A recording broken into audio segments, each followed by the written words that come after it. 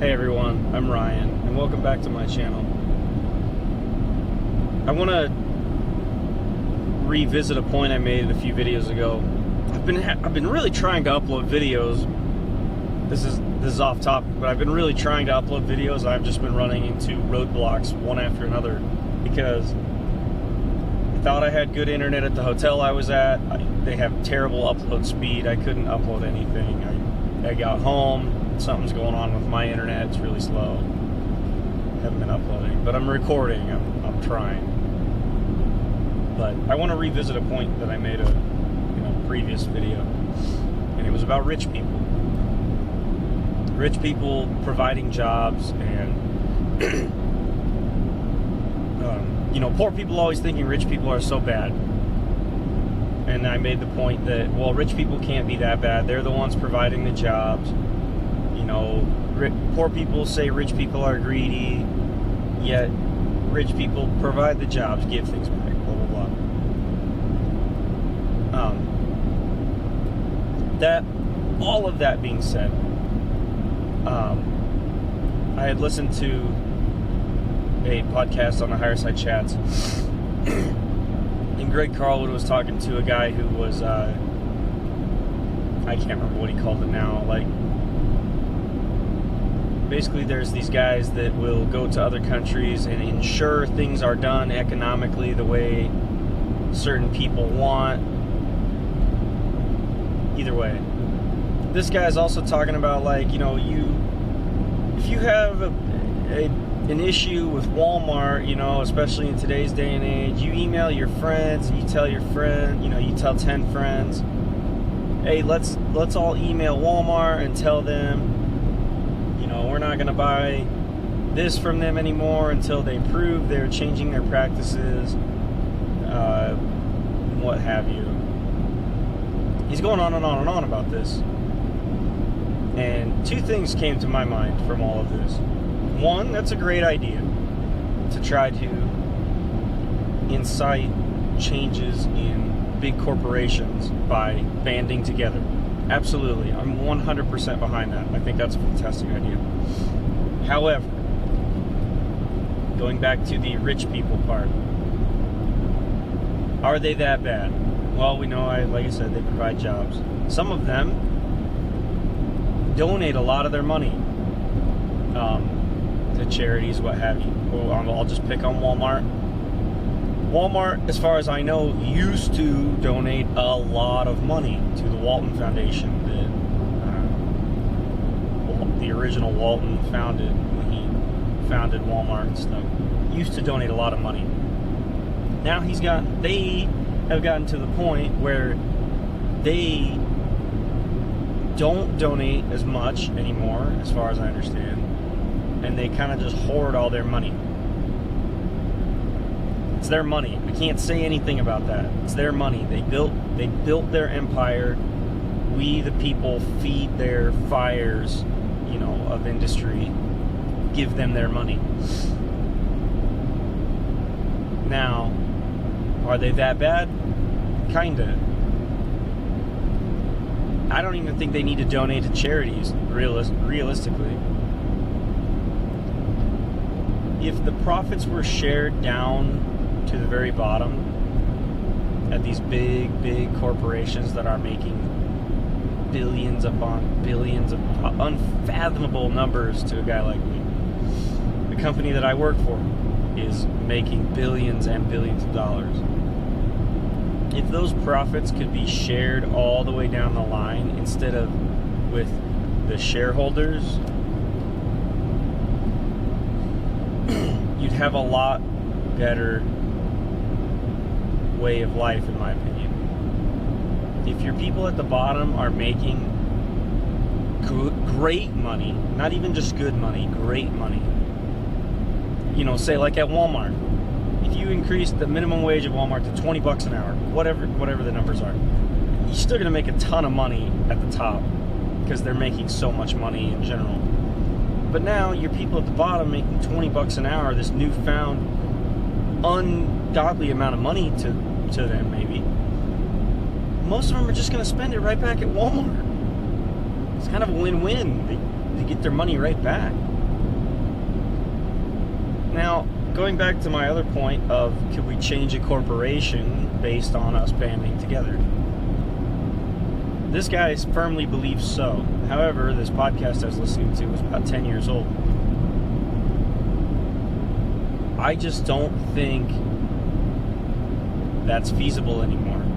And he was using Walmart as an example, and I think that's the worst example to use, because if anyone's seen the South Park episode about Walmart, they end up destroying the Walmart.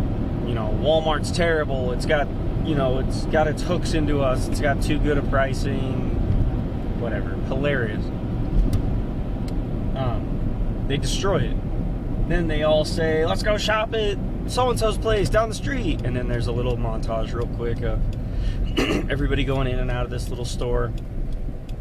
And this little tiny store starts to grow, and it grows bigger and bigger and bigger, and then it's huge, and then they burn it down too. Because the same thing happens. The cycle will just repeat itself. Now, that would be if you could incite change away, encourage people away from a store like Walmart. Coolers jumping out. I just don't think you can incite change away from a store like Walmart. Their pricing is too low. Their options are too vast. I just don't think you can incite change in a store like that. It's just a behemoth at this point, and it's pretty much just run away, with first place in terms of these sort of large corporations. Now, all that being said, I shop at Walmart. Probably end up going there today. But that's because the way everything is right now is so screwed up that, it's hard to shop at a local mom and pop store for some of this stuff. Do I like that? No, absolutely not. I don't like that I don't have that much of a choice. Do I like that I can get things cheaper at Walmart? Yeah, absolutely. The point is, though, too, if everybody starts if everybody says, we're not going to Walmart anymore, we're going to PJ's Grocer down the street, and he starts making enough money, he can start selling other things than groceries, and all of a sudden he gets this huge store. Now he's got a store that sells everything you need: groceries, car parts, whatever, clothes. He sells all of it. Well, now you just have a new Walmart. That's all you did. You made a new Walmart. The only difference would be is if PJ decides to treat his employees not better. I can't say better because I don't know how Walmart employees are treated. The difference would be is if PJ chose to pay his employees a far more than livable wage. Now, I get the argument. These are entry-level jobs, some of them. Minimum wage jobs are entry-level jobs for a reason. Absolutely. 100%. I agree with that. The problem is we no longer have entry-level high school and post-high school and college kids going through college working in those positions. Instead, now we have people in their 30s with kids and working in those positions. That's a hard one to solve. I don't know how to solve that one. But basically what I'm saying is I wish trickle-down economics worked like it does on paper. I don't think it ever will. Not with what we have now. I firmly believe we are in trouble in this day and age with the way things have gotten. It's been getting worse. Everything has been saying that it's been getting worse for the last couple, decades at the least, but probably longer than that. We're just in trouble unless something changes. And I think right now is there's more of an awakening going on. I know I've been hearing a lot about it, and I feel it for sure. You know, more like-minded people. The internet has brought all these like-minded people together, and it has also brought out the capability for people to be like, wait a minute, well, that's not right. So hopefully changes will be incited. I know this one was kind of all over the place. I know I wasn't really talking on any one specific subject. But I hope someone can extract something from it. I think deep down there's some good in this to chew on both sides. I know I play devil's advocate a lot, saying Walmart sucks and then saying, well, Walmart's not that bad. But that's because that's true. You cannot just say Walmart is the worst. It's not.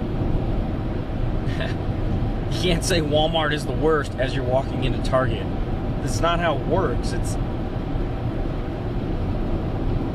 just a lot of this is just the problem of where we've gotten with the capitalist system we've set up. And I'm not saying capitalism is bad either. It's just the way that it has been allows for places like Walmart to thrive and to become, they float to the top, and then no one can knock them off their pedestal. Same with Amazon, you know. Plenty of other places do or tried to do what Amazon did. Amazon just happened to be the one that floated to the top, and now it's going to be very hard for someone to knock them off their pedestal. It's not a bad thing. It's also not a great thing. We just have to realize that it's all kind of a result of the way things are right now. I don't think it's going to be that way forever. I don't think it's even going to be that way for that much longer. I feel like something huge is coming. It has to be. You know, I know that's probably said every single day on YouTube especially, but I don't even mean something like apocalyptic. I just mean I think there is kind of a revolution, if you will, coming that will. I don't even want it to topple all this stuff because I don't want to go back to some dark ages or something crazy like that or scary like that. I just want things to change for the better for everybody, for everyone. I think those changes that we need especially are some universal health care, some, free higher education. We need those things, especially in this country. We're supposed to be the greatest country in the world. And by a lot of,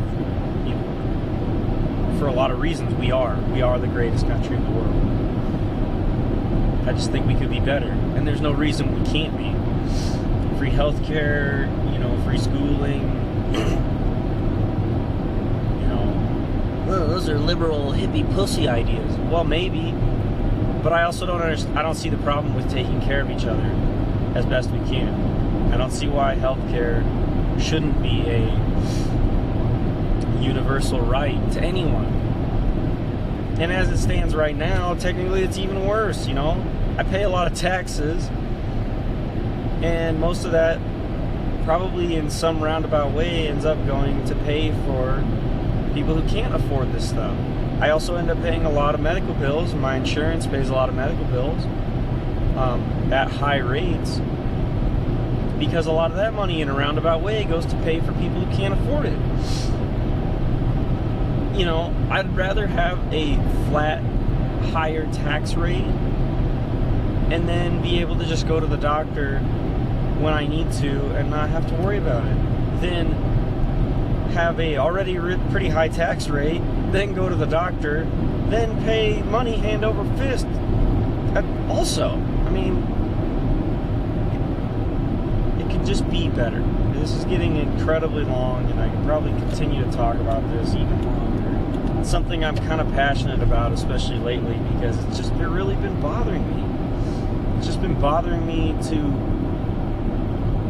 what we've gotten to. It's just kind of not a great place that we've gotten to, and unfortunately I'm working more on changing myself than I am changing things around me. And and I don't want to try to put myself up on a pedestal and say I'm better than anybody, because I'm not. Like I said, I'm going to end up going to Walmart probably today. It's just a fact. Everybody, let's just keep our heads up. You know, let's be positive. I think change is coming. I really think it is. I'm not a huge fan of the internet for a lot of reasons, but I think the internet will be the change that we need. It will be able to spread this fire of change that we really need. I hope it's good. And I hope it's coming. I hope I live to see it. If at the very least I don't live to see it for my kids. I want there to be something different for them, because I worry about what life will be like when they get to my age. Who knows? It could be even scarier. But I'll leave you guys with that. I know a heavy-handed one again, but I hope someone can get something out of it. Positive, negative. Preferably not negative. I guess if it is negative, I mean, drop it in the comments. Give me a thumbs down. I don't really care. I'm not really doing this for any reason other than I get these thoughts out there off my head. Out of my head. It helps me clear away the things that are weighing down on my brain, to make room for things that really matter, and to make room for things that are important for me. These subjects are important, but they are heavy burdens on me. So I like to just get them out there in the ether. That way they're out there floating around, and they're not stuck inside me, a weight on me. So hope to catch you guys in the next one.